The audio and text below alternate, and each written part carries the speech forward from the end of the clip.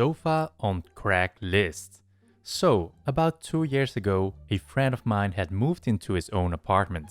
The sofa that was in it was old and worn, so he decided that he would try and find one in better condition.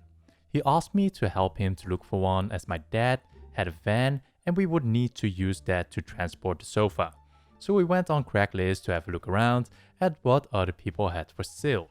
We came across one ad that stated 3-seater cream leather sofa, great condition, free to first viewer.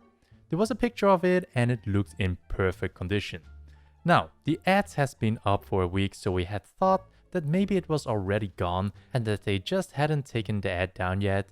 So my friend contacted the seller and nearly instantly got a reply saying that they still had the sofa and it was available if we could collect it. I was a bit wary that it was still available. I mean, a free sofa in perfect condition that had been up for a week and nobody has taken it yet? We thought that maybe there was something wrong with it that could only be noticed when viewing the sofa that was maybe hidden from the pictures. It was a weekend and we had no plans, so we decided that we would go and check out the sofa. My friend contacted the seller back and organized a time and place to meet up. They decided on a local McDonald's car park at 9 p.m. as the seller said that he was in work until 8 p.m. and would need time to get ready after work. The seller said that he would be driving a green Honda Accord with a trailer. So we pulled up to the McDonald's car park at around 8:50 p.m. There was loads of people around, so we had no reason to think that we would be in danger of anything. At about 8:55, my friend got a text saying that the seller was about 15 minutes away and they asked him to describe what vehicle we were in, so he described the van that we were in to him. About 5 minutes after he had texted the seller what vehicle we were in, an overweight man around 50 years old with a grey scruffy beard and greasy grey hair approached the driver's side window of the van, which was my side as I was driving the van.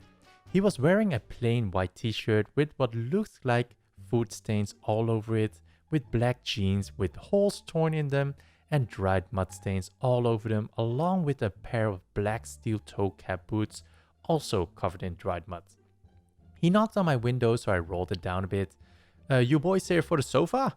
He said in a gravelly voice. It sounded like he needed to cough but couldn't get it out. Yeah, I said to him.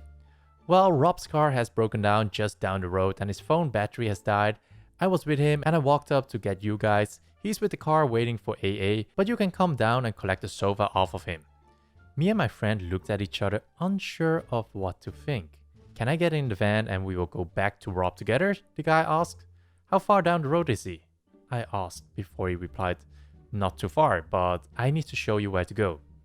At this stage, my friend pretended to get a phone call. Hello, yes, no way, really. We'll be right there, he said, before pretending to hang up his phone. He looked at me and said, we gotta go. My dad needs us to help him with his flat tire. I nodded, knowing that it was a fake call for us to get the hell away from this creepy guy. We've gotta go now, but we will contact you tomorrow about the sofa. The guy just stared at us as I rolled up my window and started to drive away. Me and my friend looked at each other. That was creepy. I got bad vibes off of that guy. My friend said, definitely. I replied to him. We decided to drive around the back of the car park to see if we could find out if the guy was up to something or not. We could see him standing in the same spot where we left him and he was on the phone. He put his phone down and about 2 minutes after that, a car pulled up with 3 men in it and he got in.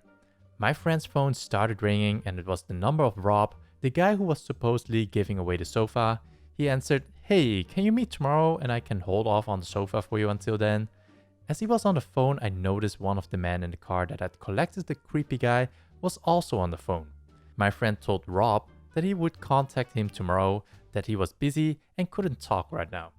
At the same time that my friend hung up the phone, the guy who was in the car also finished his phone call.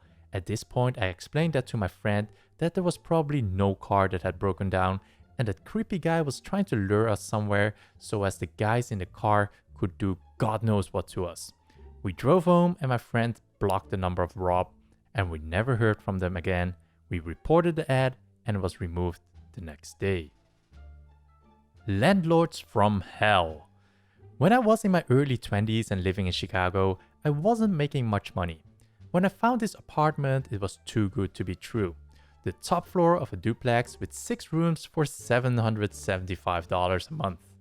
The agent who showed me the apartment stressed to me that the landlords were very religious. I didn't have a problem with that, even if it did sound a little ominous. The landlords were an elderly couple that lived downstairs. They seemed okay at first. When I saw them in the yard, they would smile at me.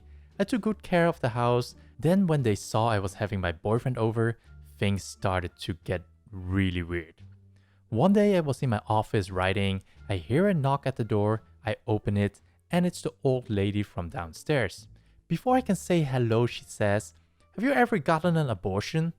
I shut the door in her face. No thanks. This was a colossal mistake. The house was laid out kind of weird.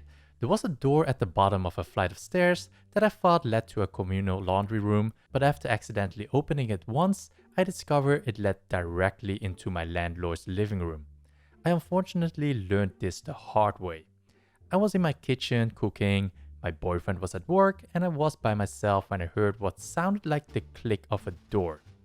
"Okay," I said out loud. What the fuck was that? I didn't really make the connection. It could have been a door that led into their living room. I walk into the hallway and look around.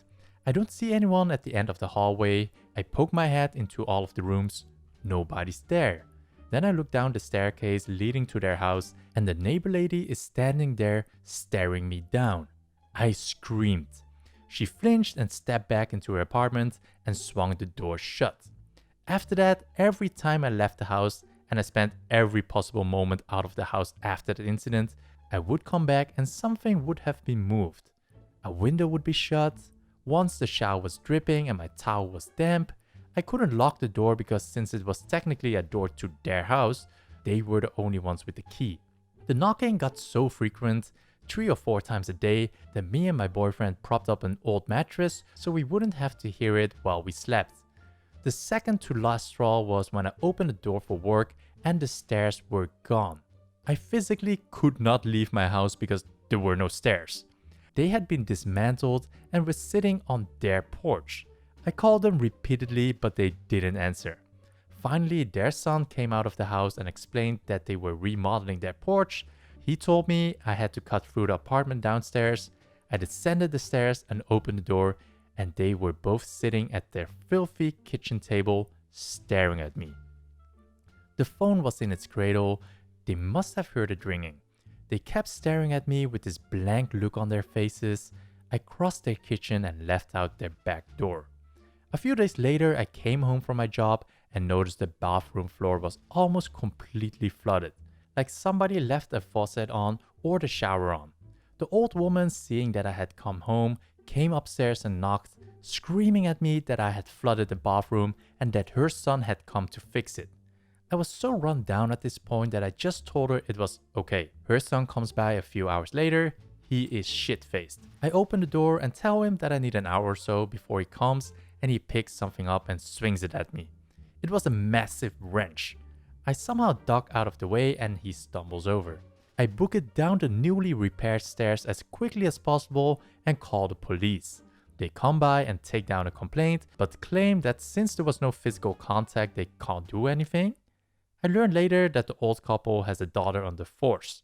In the middle of the night, me, my boyfriend, and several of his friends packed all of our stuff into a Chevy Astro. We lived in hotels and a van for a month until we found another house. They never attempted to contact us again. Old landlords, let's not meet again.